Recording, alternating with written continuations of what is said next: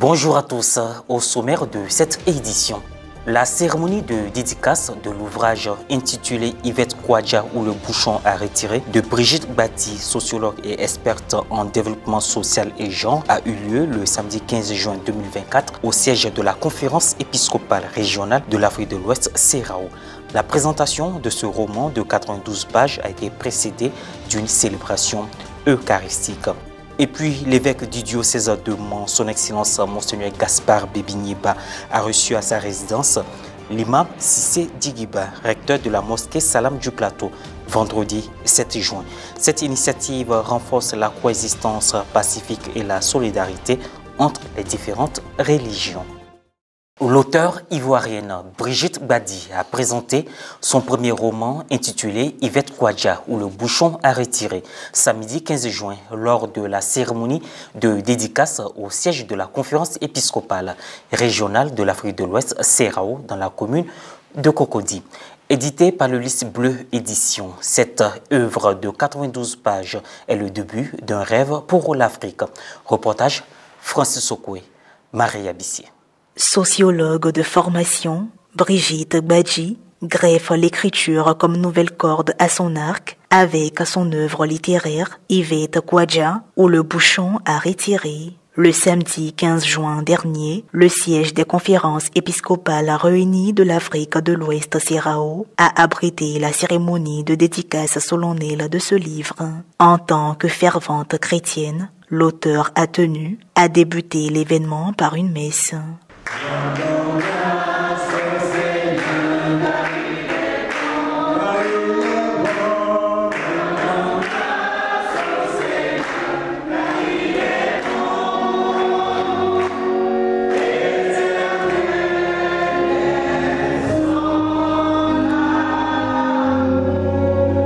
Présidé par le père Georges Nwachukwu, directeur de communication de la CERAO, et concélébré par d'autres clercs venus pour la circonstance, cette messe a été marquée par la bénédiction de l'auteur et de son œuvre. Que Dieu Tout-Puissant bénisse au nom du Père et du Fils et du Saint-Esprit.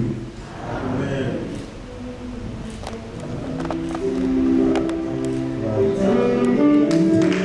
Après cette célébration eucharistique, les invités ont été conviés dans l'une des salles du centre pour la dédicace. Une articulation marquée par l'intervention de Madame Véronique Koné, juriste de formation depuis le Canada, qui a expliqué ce pourquoi l'auteur a porté son choix sur elle pour préfacer l'œuvre. À sa suite, le professeur de français de la classe de premier de Brigitte Bati, qui a fait la correction de l'œuvre, a pris la parole. Brigitte m'appelle un jour, monsieur, je vais écrire un roman, je voudrais que vous le corrigez. Je dis, je suis très occupé. Occupé au village, occupé à Abidjan, puis occupé dans d'autres activités extra-professionnelles. Elle dit, je tiens à ce que vous le corrigez, mon roman. Elle me le balance, j'en prends connaissance, je dis, mais attends, c'est pas du jeu. À cette allure-là, tu vas faire le tour du monde, hein, parce que tu partages l'expérience que tu as vécue avec tout le monde. Moi, j'ai été impressionné par sa grande connaissance sur le plan culinaire et tous les mets. La note finale a été le débriefing du fruit d'une réflexion inscrite sur 92 pages effectuée par l'auteur. La dame va avec sa belle-sœur qui allait voir un médium, mais la dame médium, au lieu de parler à sa cliente, elle parle toujours plutôt à la dame qui est à côté pour dire « Tu as une amie avec qui tu fais tout, arrange-toi pour que ton enfant épouse son enfant. » Parce que l'enfant qui va naître de cette relation va imploser, va être une personnalité pour l'Afrique. Et donc la dame maintenant va venir conditionner son ami. Bon, étant amie, être logique, la première, celle qui a vu le médium, elle fait un enfant garçon qui s'appelle Jean-Philippe. Et elle met la pression sur l'autre pour dire, sauf faire vite, tu vas faire ton enfant. Parce que moi, mon enfant doit marier ton enfant. Mais ne lui dis pas pourquoi. L'autre pense que c'est à cause de leur amitié. Et l'autre, elle fait un enfant, ça tombe bien, une fille. Mais une fille très belle. Et comme le garçon s'appelait déjà Jean-Philippe, alors ils ont appelé la fille Jeanne. Convaincu de la qualité de cette représentation, abordant plusieurs aspects du quotidien humain, les personnes présentes n'ont pas lésiné sur les moyens pour s'en procurer et les faire dédicacer par l'auteur. Yvette Kouadia, c'est le début d'un rêve pour l'Afrique. On parle d'une jeune dame, mais j'ai réfléchi à comment contribuer, comment donner des idées aux dirigeants, aux décideurs de notre Afrique, pour que nous puissions ensemble sortir notre Afrique de toute la souffrance qu'elle vit. Mais aussi Yvette Kouadia, la première partie, décrit l'amitié forte des familles, cette amitié que nous n'avons plus aujourd'hui. Aujourd'hui, on n'a plus de familles amies qui se soutiennent au point où, quand les moments sont très difficiles, elles deviennent une. Nous n'avons pas cette amitié-là. Et donc, à travers ce livre, je parle de l'amitié, je parle des jeunes gens qui apprennent à vivre ensemble, à se préserver sexuellement, mais à développer des visions communes. Donc, ce n'est pas comme du jamais vu, mais je veux dire, c'est quelque chose qui doit amener les jeunes à réfléchir, à amener les parents à revoir leur manière de vivre, parce que c'est le modèle que les parents présentent, que les jeunes copient, que les enfants copient. Donc voilà un peu, en résumé, Yvette Kouadia, qui est un livre, et le volet bouchon à retirer, c'est tous les mensonges qui entourent notre vie.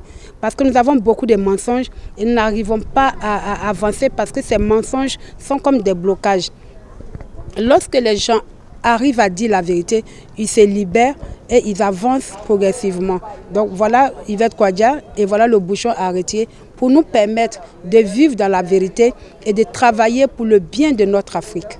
Engagé en faveur du dialogue interreligieux, son Excellence, Monseigneur Gaspard Bébi-Nyeba, évêque du diocèse de Mans, a reçu le recteur de la mosquée Salam du Plateau, l'imam Cissé Djigiba, vendredi 7 juin à sa résidence.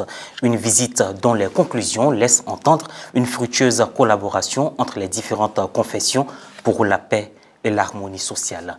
La correspondance de Basile Fosso commentait Guy Roche-Yao. Pour apporter leur pierre à la construction de la paix et de la cohésion sociale en Côte d'Ivoire, l'évêque du diocèse de Mans, Monseigneur Gaspard Bébi-Nyeba, et l'imam Cissé Djigiba, recteur de la mosquée Salam du Plateau, se sont rencontrés le vendredi 7 juin 2024 à la résidence du prélat à Mans. L'objet de cette rencontre était de favoriser le dialogue et d'engager une réflexion commune. Les deux guides religieux se sont entretenus dans un climat de respect et de fraternité, illustrant l'importance de la collaboration entre les différentes confessions pour l'harmonie sociale. Monseigneur Gaspard Bébi-Nyeba a manifesté sa joie d'échanger avec l'imam Cissé Djigiba sur des sujets d'intérêt commun en soutenant que la religion doit œuvrer en faveur de la paix. La présence de l'imam Cissé Djigiba me réjouit énormément. Nous qui sommes croyants, mais ça c'est un grand témoignage. La religion justement, la foi en Dieu, doit être justement le socle de la paix, la vision de paix. Travailler pour que la Côte d'Ivoire soit un pays de paix. Au-delà, comme je l'ai dit, de toutes les différences qui peuvent exister, qui existent, mais que la Côte d'Ivoire, les Ivoiriens, les habitants de la Côte d'Ivoire s'acceptent comme des richesses mutuelles dans la complémentarité. Sa présence et sa visite montrent vraiment que, comme je l'ai dit, la Côte d'Ivoire est particulière et que la Côte d'Ivoire doit conserver et entretenir cette particularité. Les différences doivent être vécues dans la complémentarité et dans la fraternité pour le bien de tous. Le recteur de la mosquée Salam du Plateau, de son côté, a exprimé son intérêt en faveur du dialogue interreligieux et a réaffirmé son engagement à œuvrer pour le vivre ensemble. Nous parlons le même langage de paix, d'amour, de fraternité, du donner et du recevoir et faire en sorte que nous soyons des acteurs de paix. Ensemble, nous pouvons accomplir beaucoup de choses, beaucoup de bonnes choses. La Côte d'Ivoire a ceci de particulier. Cette visite, couronnée par des échanges de présents, symbolise l'engagement des deux leaders religieux à bâtir des ponts entre les communautés et laisse entrevoir de nouvelles perspectives. Fin de cette édition. Merci de l'avoir suivi.